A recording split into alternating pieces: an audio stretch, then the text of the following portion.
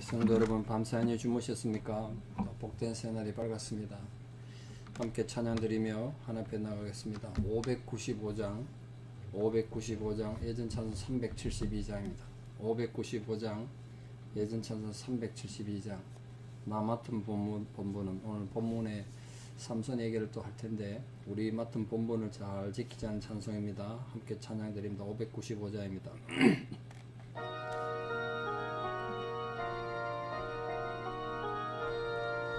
나 맡은 본분은 구주를 높이고 문 영혼 구원 얻도록 잘 인도함이라. 부르심 받도록 내 형제 섬기며 구주의 뜻을 따라서 내 정성 다하리. 주 앞에 모든 일 잘 행케 하시고 이후에 주님 배울 때 상 받게 하소서. 나 항상 깨어서 널 기도드리며 내 믿음 변치 않도록 날 도와주소서. 아멘. 함께 신앙 고백 드리겠습니다. 나는 전능하신 아버지 하나님 천지의 창조주를 믿습니다. 나는 그의 유일하신 아들 우리 주 예수 그리스도를 믿습니다.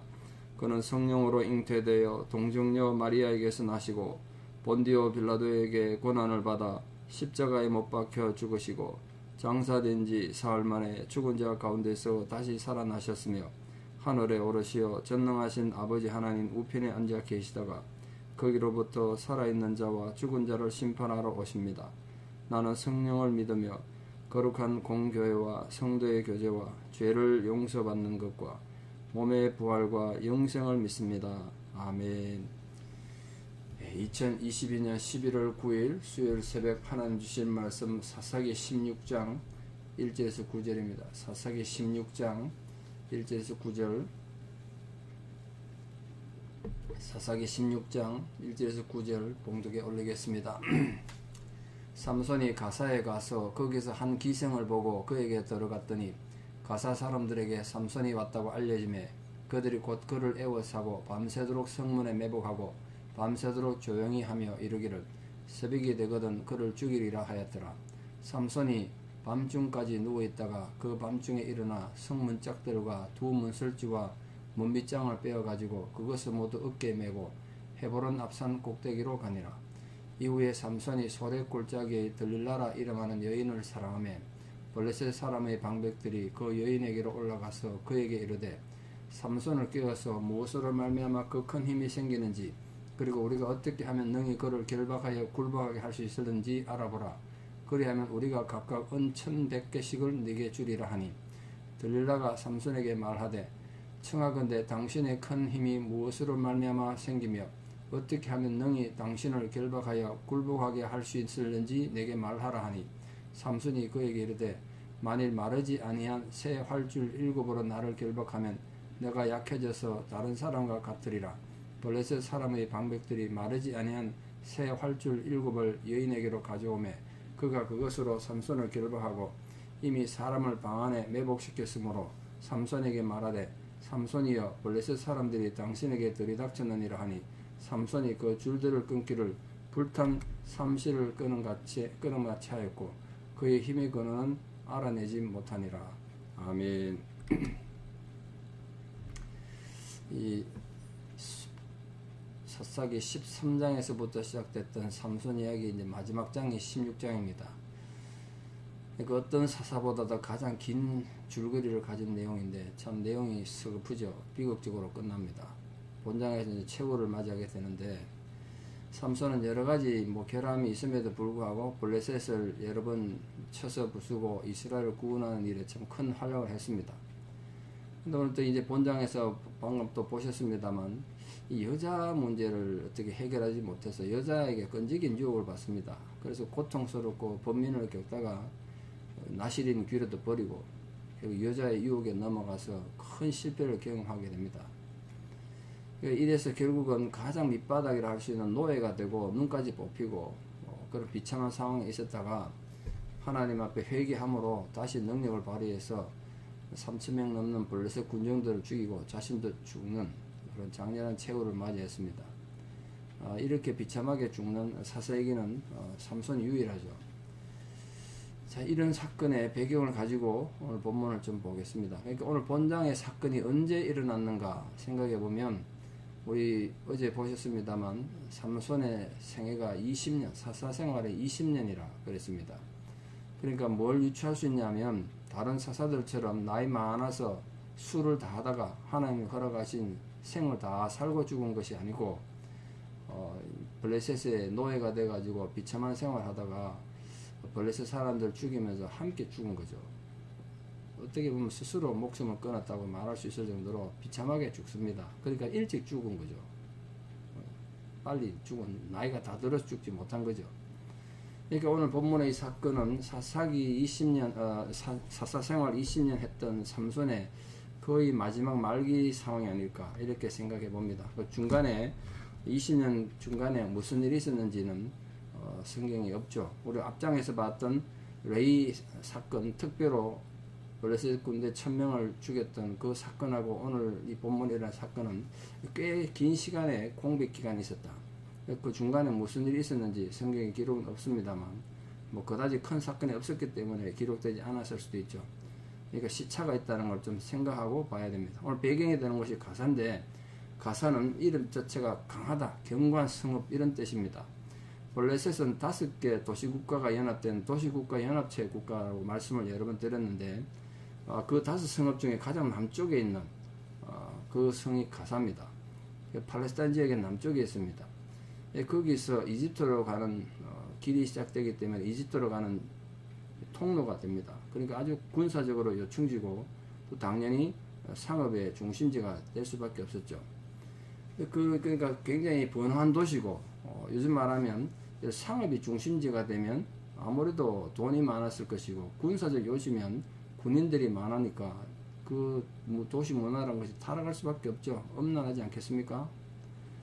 이게 삼손이 가서는 안 될 곳인데 그 가사에 가서 뭘 했느냐? 또 정욕에 눈이 어두워서 삼손은 이방인 기생과 동침하는 그런 타락의 모습을 보입니다. 나실인이 이방인 여자랑 그것도 기생이랑 동침하면 됩니까? 참 문제가 있죠. 근데 삼손이 이 기생과 더불어 잠을 자는데 밤에 가사 사람들이 몰려와서 블레셋 군대가 몰려와서 그를 죽이려고 매복한 걸 알게 됐다는 거예요. 그러니까 어려움을 겪은 거죠. 그걸 자다 깨가지고 알게 된 이 삼손이 밤중에 엄청난 괴력을 발휘해가지고 그냥 집 문도 아니고 말입니다. 성에 문짝들이니까 복수입니다. 그 문짝 양쪽 다 문을 떼고 또 문을 받치던 문설주, 빗장 그것까지 다 빼가지고 어깨에 맸다는 거예요. 그 엄청나게 힘이 센 거죠. 생각해 보십시오. 우리 보통 집 문짝도 혼자 들기 쉽지 않은데 성 문짝을 2개나 들고 문설주, 빗장까지 다 들고 어디를 갔느냐? 헤브론 산으로 갔대. 헤브론 앞산. 헤브론 유다 지역이지 않습니까? 그러니까 블레셋 도시, 주요 도시였던 가사의 성문을 유다의 주요 도시인 헤브론으로 가져갔다는 건 앞으로 블레셋에 대한 유다의 지배가 될 것이다. 뭐 그런 상징적인 사건이 아닌가 생각합니다. 우리 상징적으로 우리는 하나님의 은혜로 우리를 공격하는 그런 모든 원수들의 사단의 문을 파괴하는 예수 그리스도의 은혜로 세상에서 영적 전쟁에 승리할 것이다. 뭐 그런 예표가 되겠습니다.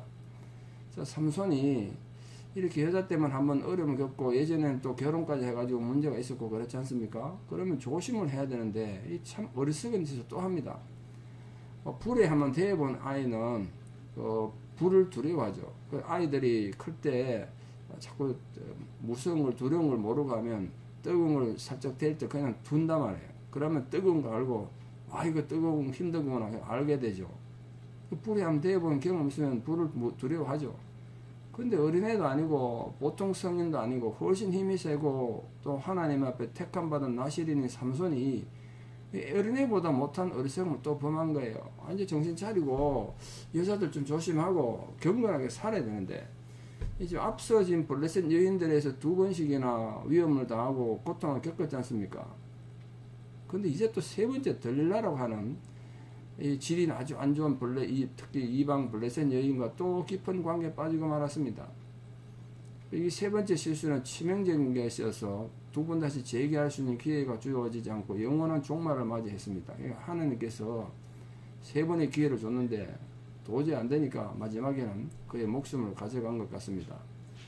그 여인으로 인해서 발생하게 되는 이런 범죄와 낭패에 대해서 잠언에서도 참 많이 얘기해 주고 있습니다. 아마 솔로몬이 부인이 많아서 그랬는지 여자에 대해서 굉장히 경고를 많이 하고 있죠. 여자 때문에 어려움을 많이 겪어서 그랬나 봐요. 음료로 인해서 많은 사람이 상하에 엎드러지게 되었나니 그녀의 죽은 자가 허다하다. 솔로몬이 그렇게 말했습니다. 음란한 계집은 귀한 생명을 사냥하는도다. 그런 말도 있습니다. 그 외에도 굉장히 많은데 이 하나님 앞에 부름받은 삼손이 여자를 함부로 하다가 참 비참한 인생이 된단 말이에요. 이게 참 고민이 되는 부분이죠. 그럼 상징적인 겁니다만 그럼 이 본문은 남자들한테만 의미가 있고 여자한테는 의미가 없냐? 그건 아니죠. 상징적으로 오늘 이 삼손의 모습처럼 우리가 신앙인으로서 하나님 앞에 조심해야 될 것들 조심하지 않고 그게 어떤 종류든 간에 그게 뭐 자기 취미 활동일 수도 있고요. 문화일 수도 있고요. 자기 재능일 수도 있고 뭐든지 다 될 수 있는데 하나님이 기뻐하지 않는 것에서 너무 목매달면 심각한 문제가 생긴다. 아주 중요한 교훈이죠. 삼손이 3번째 사귄 이방 여자, 특히 이제 삼손을 마지막으로 완전 인생을 끝장내게 만들었던 이 여자의 이름이 들릴라입니다. 들릴라라는 이름이 뜻이 약한 자 또는 번민하는 자 이런 뜻입니다. 그녀는 소래골짜기라는 곳에 살고 있었습니다. 소래골짜기란 말은 포도의 골짜기라는 뜻이니까 포도주 생산으로 유명했던 것 같습니다. 아주 비옥한 땅이고 지금도 거기 아주 비옥한 땅으로 알려져 있습니다. 그러니까 포도주가 많이 났으니까 그게 술 문화가 발달했겠죠. 그러니까 들릴라는 삼손에게 사랑을 받을 만큼은 미모의 소유자였겠죠. 근데 결국은 뇌물을 받고 사랑을 팔아버린 아주 부정한 음녀였습니다. 음녀.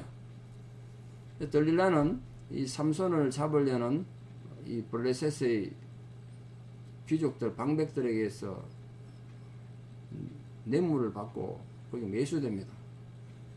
삼손의 힘이 어디서 나오는지 원인을 좀 알아내라는 그 조건으로 블레셋 방백들이 각각 은 1100개를 줬다고 되어 있으니까 각각이니까 블레셋이 5대 도시라고 그랬지 않습니까? 그럼 5명이 각각 1100개씩 은을 줬으면 5500개입니다.